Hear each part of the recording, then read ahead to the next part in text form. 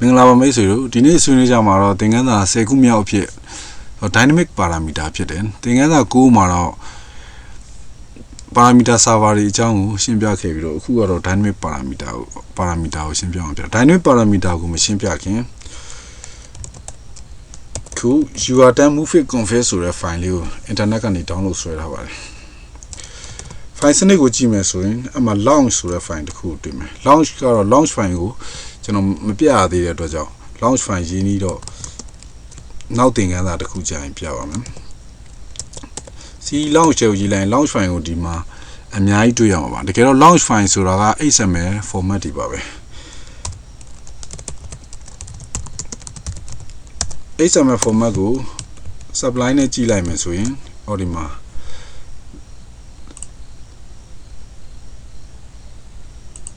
Science ka tuga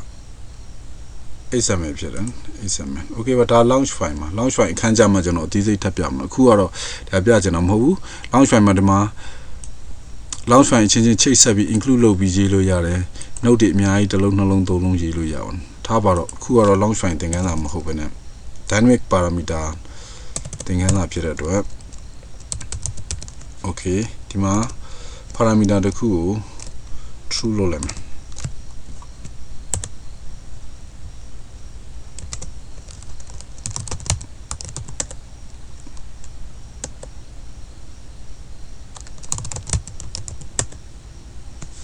Okay,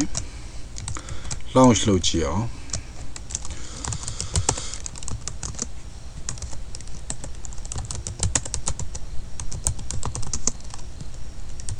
You are done. Demo launch, no? Demo launch karo. Demo piare the boba. Da you are done robot. You are done robot karo. The get a pimaro. See the rogile maybe. US lay down late on Roshima, Diamond Mapuvane, a column, Ticonia program, Yavi San Luyan, simulation and Loloya, Gazipuba Palaloshi, Chaita program, Chaitalogy Loya, the care Am school, Kaina Nero, Taimaquaba. Timajanobia Jenaga, the Jordan Rubogo, the joint ego, control robot at my joint state publishers when no chi, do G and Kuna true period of the joint you to Mandilo Shuria. Join issue. The one to get out top is Nilan and joint state and Satoraba. Kuma Biojana, thing that Palace or dynamic reconfigure to parameter regular, Dilomio topilomio, Dilomio GUI box clean, Tigani video, allo control young parameter dynamically no, allo shuilu young, lolo yarium, dynamically set lolo yare. She a jagger of Palace or Umavia, not alone, very data regime solution. Any term of a no term of access lolu yamabo. Alakacharo Janurua, the channel de service day, topics day, una thing the parameter savari, the harigu don't. At all, the parameter savana do a Tenjo me to dynamic reconfigure so utility kushi. Any on a Janoruga, Lomeswing, Kunalo, Picketed thing and Aromalo, command line, video. Cat load out, set load out, the hello some where the Machulu Yaraba, camera, information it, exposure, the game, the Chahari, no camera calibration to load accounts, or setting load accounts, or at the Hamuli, the pulse lean and Luluyam. Anyhow, General Piama Pide. Dynamic parameter go, Tencho put us in dynamic reconfigure how to Uma motor the low BID gain or take home a BID one, no? IBID is the count take home with the Kunalo or GY pulse lane. Allo Tencho Yaro. Upama Biame.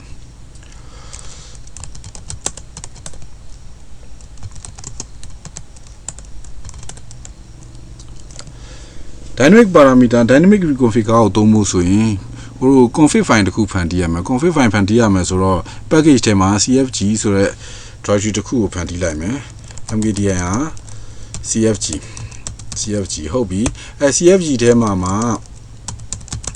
find on script lane energy find on C++ net cool ROS ko don't build so we may find on script karo huna dina to lady to karo don't have it kudo jo yevita shi bare jono jo yi tha bare Dyna CFG so find on script in mele to our config find so ro ka jaro ko ro CFG extension နဲ့ပဲအဆုံးသတ်ပြရပါတယ်ဒီကောင်ဖွင့်ကြည့်လိုက်မယ်ဆိုလို့ရှိရင် Dyna CFG OP ဒီမှာဆိုရင် Python script လေးထွက်လာပါပြီဒီမှာဆိုလို့ရှိရင် package name ကိုရေးထားတယ် package PSC dynamic parameter ကိုသုံးဖို့ဆိုရင် dynamic reconfigure ကိုသုံးရမှာဖြစ်တဲ့အတွက်ကြောင့် input လုပ်ထားတယ်အားလုံးကို input လုပ်ထားတယ်เนาะဥပမာမှာဆိုလို့ရှိရင် parameter generator ကို initialize လုပ်ထားတယ်ဟောဒီမှာ initialize လုပ်တယ်ကဲပြီးလို့ရှိရင်တော့အဲ့ generator ကိုတစ်ခုချင်းစီကိုတို့လိုချင်တဲ့ခုနက fee မျိုးရလာအောင်လို့တစ်ခုချင်းစီကိုတို့ထည့်ပေးရမယ်ထည့်ပေးရမယ့်အချိန်မှာဟောဒီမှာ generator add ကိုဘယ်လိုသုံးတာလဲဆိုတော့ဒီ function က add add ပြီးလို့ရှိရင်သူက name ရှိမယ်ပြီးရင်ဒီမှာ type ရှိမယ်ပြီးလို့ရှိရင် level ဆိုတာရှိတယ်သူက callback function တွေကိုသူကထည့်မလို့ callback function ကတော့မှ C++ နဲ့ရေးတဲ့အခါပါလာပါလိမ့်မယ် level ရှိမယ်နောက်တစ်ခုက description ပေါ့နော်သူကတော့ parameter ရဲ့ name ကိုသူကဟိုဘာလုပ်တယ်ဆိုတော့ description ဖော်ပြချက်ထည့်ထားတဲ့သဘောပါနောက်တစ်ခုကတော့ default เนาะ default ဆို default value เนาะဒီမှာဆိုရင် 0.1 က default value ဟုတ်ပြီเนาะဒီမှာဆိုရင်ဒီမှာ default ပေါ့เนาะဒီမှာဆို1က default ဟုတ်ပြီเนาะဒီမှာ true ဟုတ်ပြီ default เนาะ default ပြီးလို့ရှိရင်နောက်ထည့်လို့ရတဲ့ argument တွေကတော့ main ဖြစ်မယ်ပုံမှာ mass ဖြစ်မယ်เนาะ mass ဖြစ်မယ်တကယ်မို့ခုန join လို့သူက2 radian လဲလို့ရှိရင်သူကစဝိုင်းတစ်ပတ်လေစဝိုင်းတစ်ပတ်ဆိုတော့ဒါဆို2 radian ဆိုတော့ဒီမှာ -3.14 ကနေ 3.14 ပြီးတော့သူက default ကတစ်ခုဒီလိုထားလို့ရတာပေါ့နော်အဲ့တော့ double parameter ဆိုတဲ့ double type တစ်ခုထည့်တယ် string type တစ်ခုထည့်တယ် init ဒီဟာ name ပေါ့နော်ဒီ name တွေအရေးကြီးတယ် C++ နဲ့ program ရေးရင်သူ့ကိုပြန်ပြီးတော့သုံးရမှာဖြစ်တယ် boolean parameter နော်ပြီးတော့ခါကျတော့ဒီမှာ enum type ကိုလည်း custom လုပ်ထားတယ်ပြီးလို့ရှိမှဒီမှာ constant အနေနဲ့ထည့်ထားတယ် no generator constant အနေနဲ့ဒီကောင် low name ပေါ့နော် integer type ပြီးလို့ရှိရင်value ပြီးတော့ description ပေါ့နော်0ဆိုရင် low is 0လို့စာပြမှာဒါပေမဲ့သူက0 value တကယ် value က0ပေါ့နော်ဟုတ်ပြီပြီးလို့ရှိရင်ဒီမှာ generator add လုပ်မယ် size တော့ဒီမှာ integer type တွေဒီမှာ integer type တွေနော်ပြီးတော့ g4 03နော် main က0 max က3ပေါ့နော်ပြီးလို့ရှိရင်တော့ generate လုပ်ပြီးတော့ထွက်ပါမယ် program နဲ့အခါကျတော့ယခုဒီမှာ hello ဆိုတော့ရှိနော်ဒီကောင် hello ဆိုဒီကောင် generate ထွက်လာတဲ့ချိန်ကျရင်ခဏနေကိုတို့ include file မှာသွားကြည့်လို့ရှိရင်ကိုတို့ header အနေနဲ့ပြန်သုံးတဲ့ချိန်မှာဒီကောင်ကအရေးပါလာလိမ့်မယ် BSA package တွေက hello ပေါ့နော်အဲ့လို script ကိုရေးပြီးလို့ရှိရင်ထုံးစံတိုင်းပဲ h2 ရအောင်လို့ချိန်မှုတော့လုပ်လိုက်အောင်နော်ချိန်မှု755ဖြစ်တော့ a+h2 ပဲဖြစ်အဲ့လိုပြီးလိုက်ပါ h2 table ဖြစ်နေမှ config file cfg file ဆိုမဲ့သူက Python script တာဖြစ်လို့ဟို h2 table ဖြစ်နေမှသူကသုံးလို့ရမှာဖြစ်တယ်ပြီးလို့ရှိရင်တော့ cmate list မှာကိုတို့ပြင်စရာနည်းနည်းရှိသေးတယ်အဲ့ဒါဘာလဲဆိုတော့ find package pack find package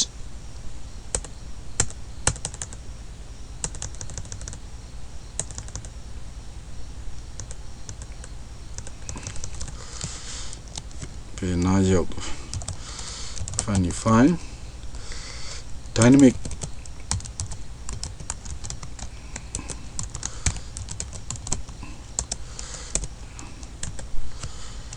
sorry cmateမှာနေပြီဟုတ်ပါတယ် cmate list file မှာနေလို့ပါ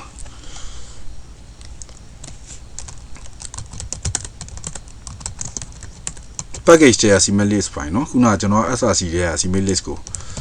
ယူထားလို့ cmate list ဟုတ်ပြီ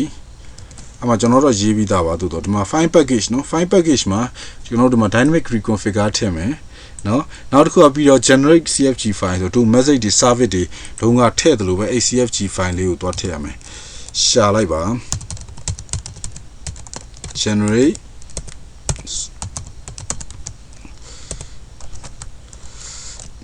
or ဒီမှာတွေ့ပြီ generate dynamic reconfigure option ဆိုတာသူနမူနာရေးပြထားတာဖြစ်တဲ့အတွက်ကြောင့်ကိုက comment တွေဖြုတ်လိုက်ပြီးတော့ကိုလိုချင်တဲ့တကြောင်ထည့်လိုက်ရမယ်ခုနကျွန်တော်တို့ဒီမှာ cfg เนาะဒီမှာ dyna ဆိုတဲ့ cfg ကိုဒီမှာကျွန်တော်တို့ထည့်ထားတယ်ဒါပါပဲဒါဆိုရင်တော့ဒီအချိန်မှာ make လုပ်လိုက်လို့ရှိရင်တော့ဘာတွေဖြစ်လာမလဲကြည့်အောင်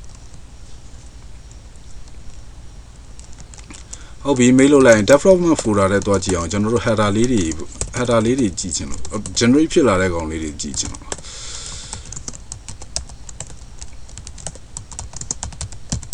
develop folder လေးရောက်သွားပြီအဲ့တော့ဒီမှာ include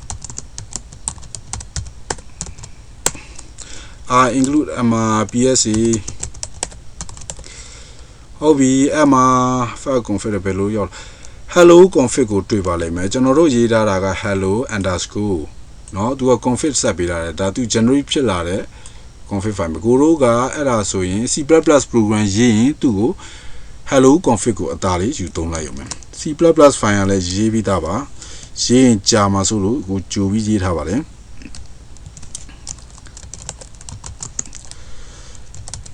SRC ထဲမှာရေးတယ် Dynamic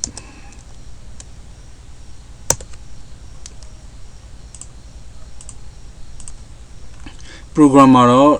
ပုံမှန် ROS header ထည့်ထားတယ်ပြီးတော့ခါကျတော့ parameter server အတွက် Dynamic Reconfigure server header ထည့်ထားတယ်နောက်တစ်ခုကခုနကကျွန်တော်တို့ generate လုပ်လိုက်တဲ့ hello.config ကိုထည့်ထားတယ်နော် main ကိုတော့ကြည့်မယ်ဆိုရင်ဒီမှာဆိုရင်တော့ထုံးစံတိုင်းပဲ initialize လုပ်ထားတယ်ပြီးတော့ Dynamic Reconfigure ရဲ့ server ကျွန်တော်တို့ hello config type เนาะဒီမှာ initialize လုပ်ထားတယ်ပြီးတဲ့ခါကျတော့ callback type f တခုရှိတယ်ပြီးတော့ boost bind သုံးပြီးတော့ callback function တွေကို argument 1 2နှစ်ခုထည့်တယ်ဒီမှာ config နဲ့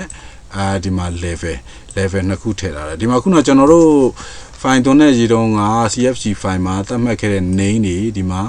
double parent တို့ init parent တို့ init parent မဟုတ် sorry integer parent ဖြစ်ရမှာ okay ဒီမှာဒီ parameter တွေကိုဘလို့ထည့်ထားတယ်ဆိုတော့ဒါတော့ ROS info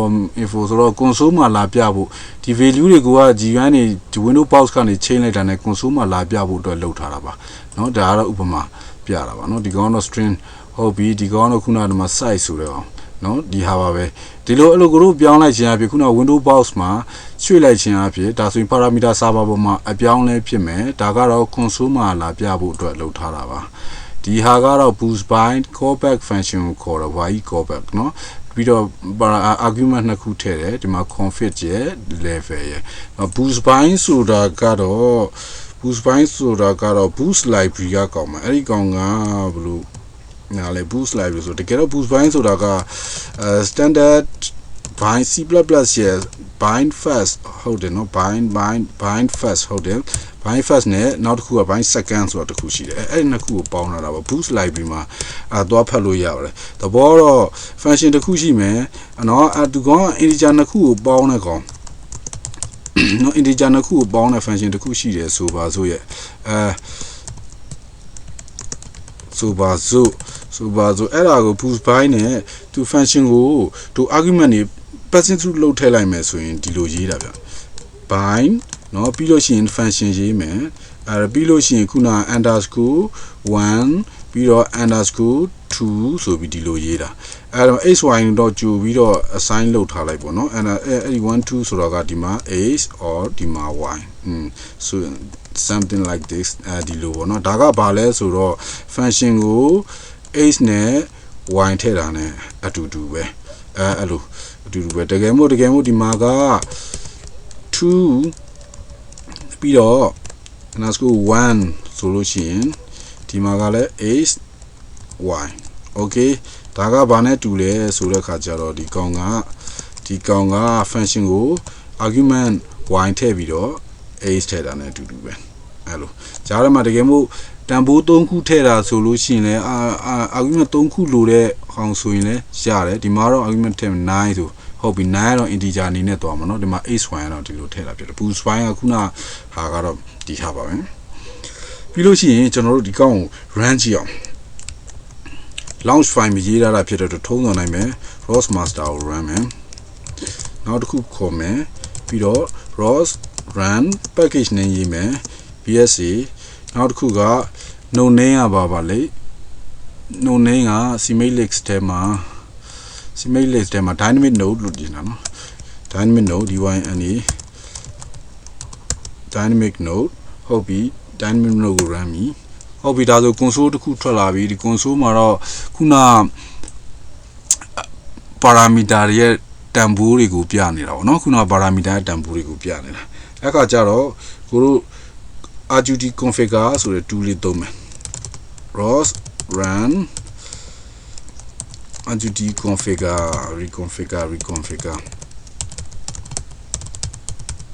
reconfigure တက်ကြီးပဲရိုက်လိုက်ပါเนาะ RGT reconfigure package တဲ့ RGT reconfigure เนาะ run okay အဲ့ဒါဆိုရင်ဒီလို box လေးတစ်ခုထွက်လာမယ် example ကိုနှိပ်လိုက်ဒီမှာเนาะနှစ်ခုသုံးခုလေးဒီလိုရှိမှာပေါ့เนาะအခုသုံးခုအဲ့ဒါဆိုခုနကဒါကိုတို့ double pattern ဒီမှာ double pattern ပြီးတော့ဒီမှာက string pattern ကြိုက်တဲ့ string တစ်ခုထည့် something like that blah blah เนาะပြီးတော့ integer pattern ဆိုကိုတို့ range က100ထိ0ကနေပွားနိုင်မယ် boolean ကတော့ true false ပေးလိုက်ပေါ့ဒါကတော့ custom type လေးလို့ median height ဒီဟာပဲအခါကျတော့ဘာဖြစ်မလဲဆိုတော့ parameter server မှာသွားပြီးတော့အပြောင်းလဲတွေသွားဖြစ်မှာပေါ့နော်ကိုတို့ဒီကနေပြင်တာကို parameter ကဘယ်လိုကြည့်ရတာလဲ list okay အော်ဒီမှာဆိုရင် boolean double integer မှာ parameter တွေထွက်လာပြီ parameter သင်ခန်းစာကိုမကြည့်သေးရင်ပထမရှိရဟာလေးကို parameter server သင်ခန်းစာလေးကိုပြန်ကြည့်ပါနော်ဒီမှာ example dynamic reconfigure ရဲ့ namespace ထဲမှာနော်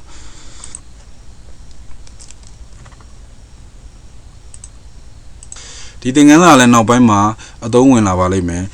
robot operating system နဲ့ camera တွေထည့်တဲ့ခါကျရင် camera တွေချိတ်တဲ့ခါကျရင် camera တို့ 3D camera တို့ချိတ်တဲ့ခါကျရင်သူက calibration တွေလုပ်ရတဲ့ခါကျတော့သူက setting တွေချိန်မယ်ဆိုရင်ဒီမှာပဲချိန်ရအောင်အရင်